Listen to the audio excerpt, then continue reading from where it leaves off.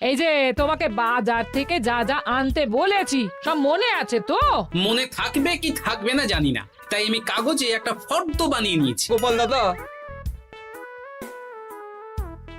পুঁটির মায়ের দাঁতের যন্ত্রণাটা আরো বেড়েছে। কাল সারা রাত যন্ত্রণায় ছটফট করেছে। আমাদের বৈদ্যমশাই দাঁতের শল্য চিকিৎসা শিখতেই বাইরে গেছেন, আজকের মধ্যেই আশা করি চলে আসবেন। কিন্তু ও যে আর পারছে না। শোনো, তুমি একটা তুলোর মধ্যে লবঙ্গ তেল দিয়ে পুঁটির মায়ের যে দাঁতে ব্যথা হচ্ছে তার গোড়ায় রাখো। বৈদ্যমশাই এলে আমি তোমাদের বাড়িতে যেতে বলছি। আচ্ছা গোপাল দাদা। যাই, বাজার থেকে চটপট ঘুরে আসি, এরপর আবার রাজসভায় যেতে হবে।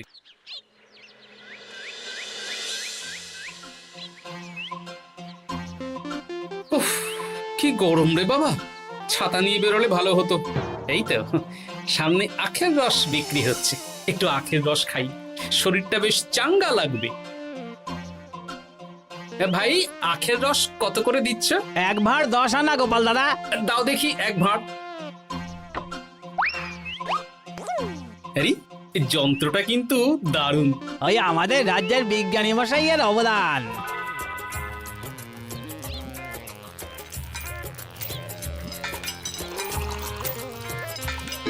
এই নাও গোপাল দাদা।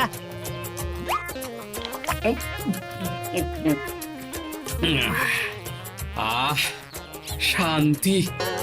এই নাও ভাই, তোমার 10 আনা।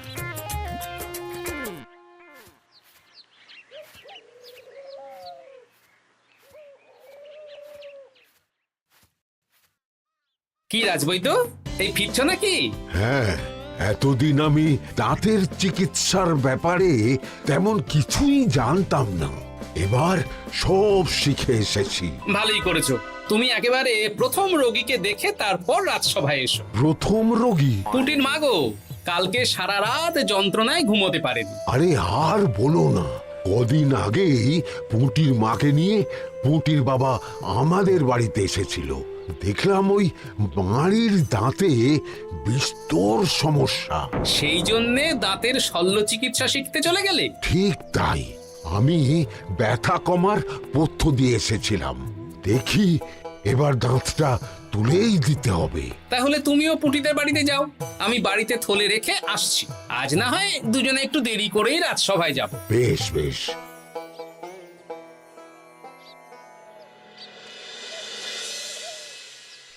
দেখুন মহারাজ, দেখুন আজকে রাজবৈদ্য আসেনি, আর ওদিকে গোপালও ডুব দিয়েছে। এই আনন্দে আমাদেরও ছুটি দিয়ে দিন মহারাজ। কি আনন্দে? এই গরমে বাড়ি বসে একটু আমপানার শরবত খাবো আর ঘুমবো। রাজ্যের সেনাপতি যদি বিশ্রামের কথা বলি, তাহলে আমার আর কিছুই বলার নেই।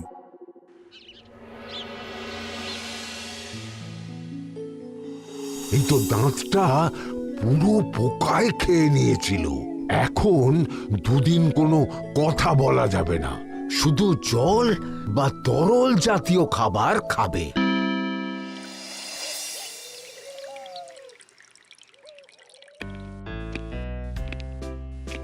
ওই তো গোপাল আর রাজবৈদ্য দুজনে একসাথে রাজসভায় ঢুকছে। রাজবৈদ্য মশাই ওনার জীবনের প্রথম শল্য চিকিৎসা করছিলেন, তাই আমিও দেখছিলাম। তা কি রাজবৈদ্য, সফল হয়েছ? হ্যাঁ মহারাজ, পুঁটির মায়ের একটা মাড়ির দাঁত পোকায় খেয়ে নিয়েছিল, সেটাই তুলে দিলাম। ভালোই হলো, আমাদের রাজ্যে কোনো দাঁত তোলার বৈদ্য বা চিকিৎসক ছিল না। এখন তুমি সাধারণ রোগ ব্যাধি নিরাময়ের সাথে সাথে দাঁতের চিকিৎসাও করবে। কিন্তু মহারাজ, একটা যে সমস্যা আছে। আবার কি সমস্যা? আমি যে দাঁতের শল্য চিকিৎসা করি এটা তো আর রাজ্যবাসী জানে না, তাই কতজন আর আমার কাছে আসবে সে নিয়ে আমার সন্দেহ আছে। মানে তুমি চাইছো যাতে তোমার কাছে বেশ কিছু রোগী তাড়াতাড়ি আসুক, যাতে তুমি অনুশীলনও করতে পারো, তাই তো? একদম ঠিক ধরেছেন মহারাজ, কাজ না করলে হাত পাকাবো কি করে? তাহলে ঢেড়া পিটিয়ে বলে দিলেই তো হয়। এতে তেমন ভালো কাজ হবে বলে মনে হয় না। তা তুমি কি বলতে চাইছো গোপাল?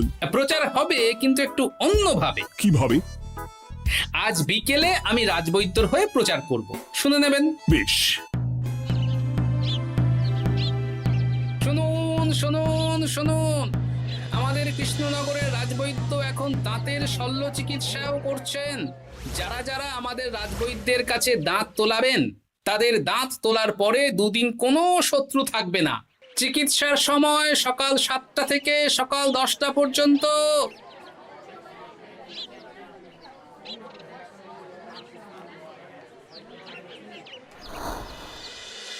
এসব তুমি কি উল্টো পাল্টা কথা বলছো গোপাল? উল্টো পাল্টা না, আপনি দেখুন না আপনার বাড়িতে লোকজন আসে কি না। আর কেউ যদি জিজ্ঞাসা করে যে এই রকম প্রচারের কারণটা কি, তাহলে বলবেন রাজসভায় আমার সাথে কথা বলতে আমি বুঝিয়ে দেব।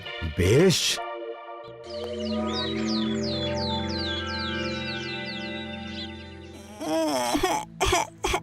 তোকে বারবার বলি এত মিষ্টি গুড় কাঠি খাস না। কি করব বাবা, কি ব্যথা।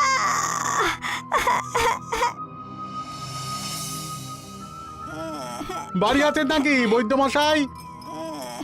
হ্যাঁ, আছি আছি। এই আমার ছেলেটার না দাঁতে খুব ব্যথা দুদিন ধরে। দেখছি। তা আপনাকে তো এই রাজ্যে আগে দেখিনি। আমি পাশের রাজ্য থেকে আসছি। শুনলাম আপনার কাছে দাঁতের শল্য চিকিৎসা করালে আগামী দুদিন কোনো শত্রু থাকবে না। ঠিকই শুনেছেন। বেশ, তাহলে বলুন কেন থাকবে না? আগে চিকিৎসাটা করি, তারপর বলছি।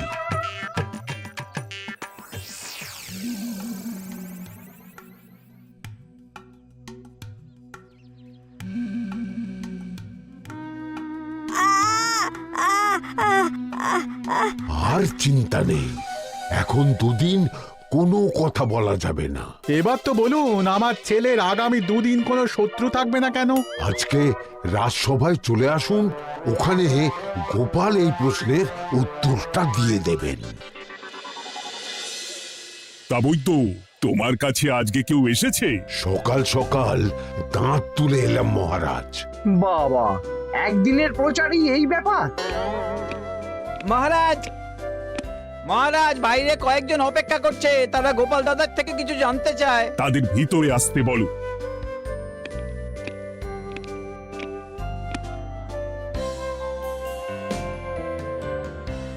আজ আমার ছেলে বৈদ্য মশাইয়ের কাছে একটা দাঁত তুলিয়েছে।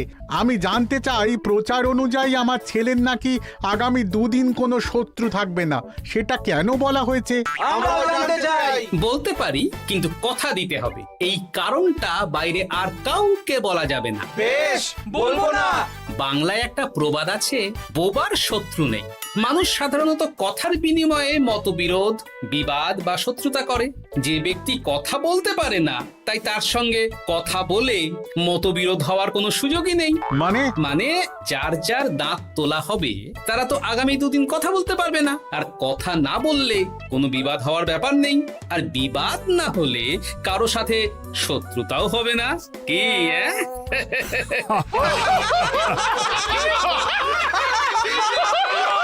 এই জন্যই তুমি হাসির রাজা গোপাল ভাঁড়।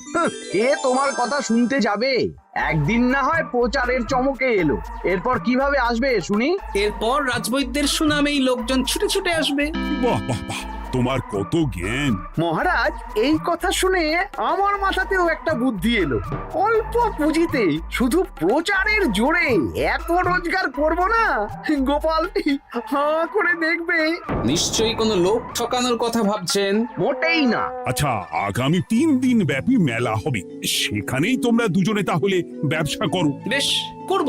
যে সবচেয়ে বেশি রোজগার করবে তাকে আমি 50 মোহর পুরস্কার দেব। রাজি। মেলার শেষে আমার প্রশংসায় পঞ্চমুখ হবেন সবাই, দেখে নেবেন।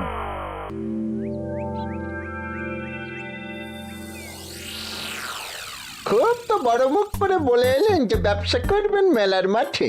তা আপনি কি ব্যবসা করবেন শুনি? ভাগ্য পরীক্ষার দোকান দেব।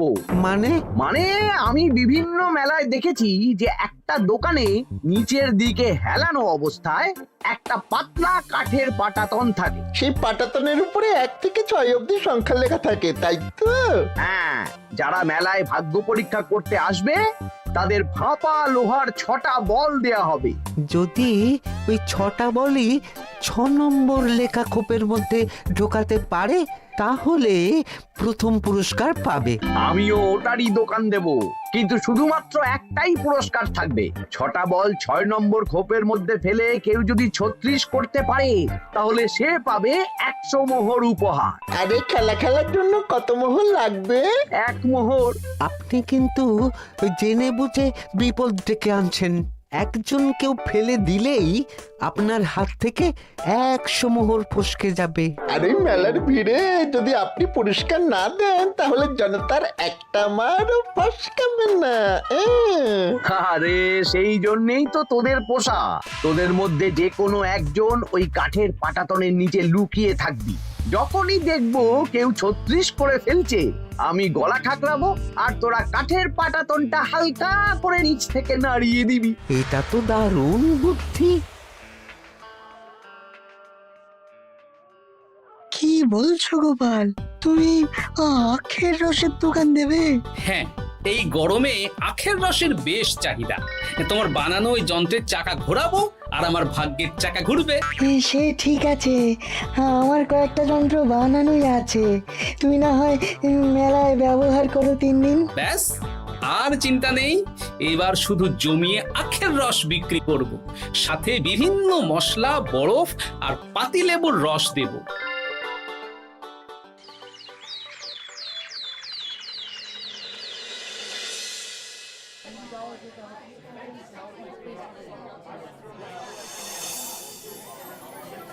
এই দোকানের পানীয় খেয়ে মন হবে বশ। গোপাল ভাঁড় নিয়ে এসেছে ঠান্ডা আখের রস। আরে গোপাল দাদা, তুমি আখের রস বিক্রি করছো? ঠান্ডা আখের রস কত করে গো গোপাল দাদা? 1 ভাঁড় মাত্র 10 আনা। 6 ভাঁড় দাও। এক্ষুনি দিচ্ছি। আসুন আসুন আসুন, সবাই আসুন। আসুন আসুন আসুন, এদিকে আসুন, এদিকে আসুন, ভাগ্য পরীক্ষা করুন। 1 মোহরে 100 মোহর।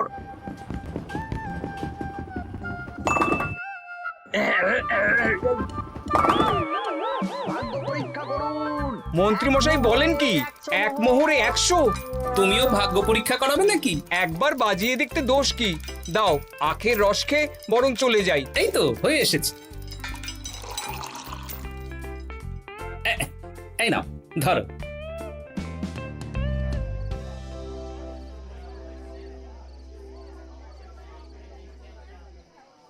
কি মন্ত্রী, ব্যবসা কেমন চলছে?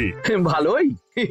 আপনি একবার ভাগ্য পরীক্ষা করে দেখবেন নাকি মহারাজ? না না না, আমি এসবে নেই। জানি আপনার কাছে 100 মোহর নস্যি, তবুও 1 মোহরের বিনিময়ে চেষ্টা করে দেখুন না। আচ্ছা, এত করে বলছো যখন, দেখি। 1 মোহরে 6টা বল। বাবা বাবা বাবা, দেখুন মহারাজ চেষ্টা করে।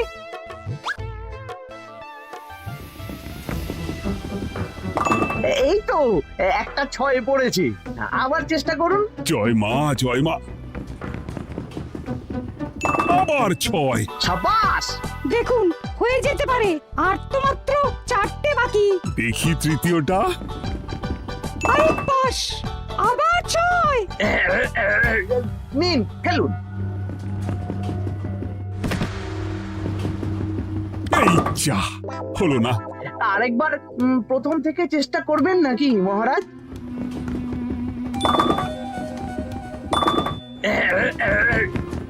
না, এবারেও হলো না।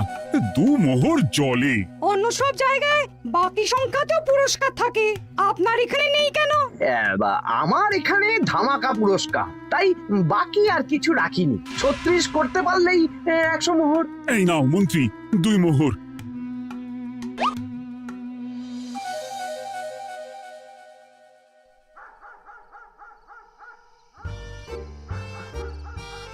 কি মন্ত্রী মশাই, আর তো মেলায় লোকজন নেই, বাড়ি যাবেন না? তুমি যাও না, আমি একটু পরে যাব। বেশ, আমি এগোলাম। গোপাল আর মন্ত্রী, তোমাদের কার কেমন রোজগার হয়েছে একদিনে? মহারাজ, কালকে আমার 7 মোহর 20 আনা রোজগার হয়েছে। আমার 70 মোহর। কিন্তু খরচ কিছুই হয়নি, কারণ কেউ 36 করতে পারেনি মহারাজ। বাহ বাহ বাহ, আমি তো বলেছিলাম আমি যখন ব্যবসা করব গোপাল আমার ধারে কাছে দাঁড়াতে পারবে না। বেশ, এখনো তো আজ আর কাল দুদিন মেলার বাকি আছে। দুদিনেও আমার 2 কানা করিও খরচ হবে না, শুধুই রোজগার। গোপাল যতই প্রচার করুক আর যতই ভালো আখের রস বানাক না কেন, আমার ব্যবসাকে টপকাতে পারবে না। ঠিক আছে, আজকে আমি একবার ভাগ্য পরীক্ষা করে দেখবো। আমার দোকানে সুস্বাগতম। নাও সেনাপতি, চেষ্টা করে দেখো। দিন বল। আমিও সেনাপতির খেল দেখতে এলাম। প্রথম বল, এই যে গড়িয়ে গড়িয়ে গড়িয়ে 6 নম্বর, সাব্বাস সেনাপতি। আবার 6, তৃতীয়, চতুর্থ, পঞ্চম, আরেকটা ফেলতে হবে। নাও সেনাপতি। ষষ্ঠ বল, এই যা, হলো না। এটা কি হলো? আবার চেষ্টা করো তো সেনাপতি। হ্যাঁ, 3টে হয়ে গেছে, এবার 4 নম্বর। এই যা, 4 নম্বরে চলে গেল। ধুর চাই। ব্যাপারটা কি? মন্ত্রী মশাই গলা খুসখুস করার পরের বলটাই পরপর 2 বার অন্য ঘরে পড়ল। নিশ্চয়ই কোনো রহস্য আছে। না, আজকে রাতে ব্যাপারটা দেখতে হবে। চলুন মন্ত্রী মশাই, পুরো মাঠ ফাঁকা, একা একা মশা মারবে নাকি? আমি পরে যাব, তুমি যাও তো। বেশ। ব্যাপারটা কি? আমাকে তো নজর রাখতে হচ্ছে। না, একটা গাছের পিছনে লুকিয়ে পড়ি, মন্ত্রী মশাই গেলে ওনার পিছু নেব। দেখুন মন্ত্রীমশাই, পরপর 2 দিন আমি পাটাতনের নিচে ছিলাম। আগামীকাল ঘরটাকে থাকতে বলুন।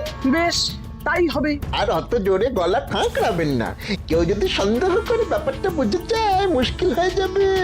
আরে কেউ বুঝবে না, অনেক রাত হলো, চল চল চল চল চল। আচ্ছা, এই ব্যাপার। তাই ভাবি 2 দিন ধরে একটাও কেউ পারলো না কেন? কাল আমিও মজা দেখাবো।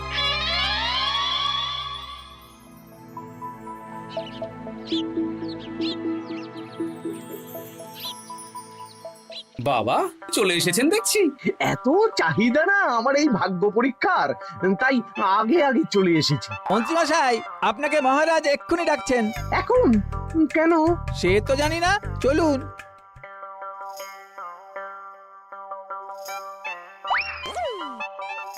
এই বেটা ঘটা, এবার বেরো। এ কি গোপাল দাদা, তুমি? হ্যাঁ আমি। খুব চালাক ভেবেছিস না? মন্ত্রী মশাইয়ের খেলা আজকে শেষ। প্রহরী, একে ধরে নিয়ে যাও।